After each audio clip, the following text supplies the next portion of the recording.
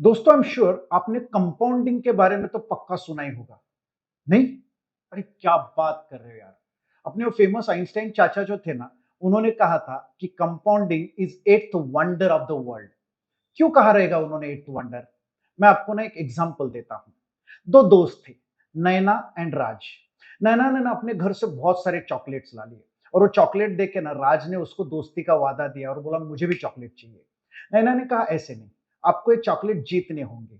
आपको ये chocolate games के थ्रू जीतने होंगे। मैं आपको एक गेम बताऊंगी और नैना ने बताया कि ये गेम ऐसा है जिसमें मैं आपको दो ऑप्शन दूंगी। एक ऑप्शन में मैं आपको चार चॉकलेट्स एक साथ में दूंगी और दूसरे ऑप्शन में मैं आपको एक चॉकलेट अभी दूंगी, बट नेक्स्ट स्टेप में आपको एक चॉकलेट का डबल मिल जाएगा। ऐसे हम 5 स्टेप्स में ये गेम खेलेंगे।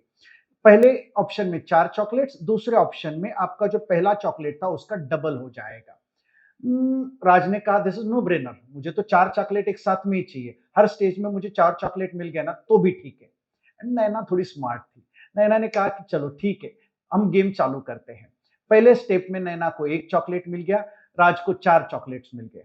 दूसरे स्टेप में नैना के एक चॉकलेट के डबल मतलब 2 चॉकलेट मिल गए, राज को फिर से 4 चॉकलेट हो गए। सो दूसरे स्टेप के बाद नैना के पास हो गए 3 चॉकलेट, राज के पास 4 प्लस 4 8 चॉकलेट्स हो गए और राज ने ऑलरेडी नैना को लूजर लूजर करके चिढ़ाने को चालू कर दिया। नैना स्मार्ट थी। नैना ने बोला रुको बेटा, देखो अभी 5 स्टेप्स के बाद होता क्या है।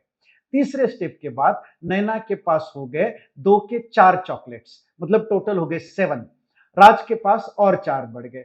चौथे के बाद नैना के बाद हो गए 4 के 8 चॉकलेट्स और पांचवें स्टेप में 8 के 16 चॉकलेट्स और पांचवें स्टेप्स के बाद नैना के पास हो गए टोटल 31 चॉकलेट्स और राज के पास बच गए सिर्फ 20 चॉकलेट्स।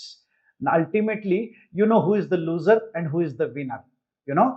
दोस्तों, अपने आइंस्टाइन चाचा पागल थोड़ी थे उसको एट्थ वंडर कहने को। This is the beauty of power of compounding. अब आप ही सोचो, नैना का और राज का ये गेम अगर 10 स्टेप्स तक चलता तो नैना के पास टोटल कितने चॉकलेट्स बनते और राज के पास टोटल कितने चॉकलेट्स होते? ये कैलकुलेट करके आप मुझे कमेंट्स में बताना।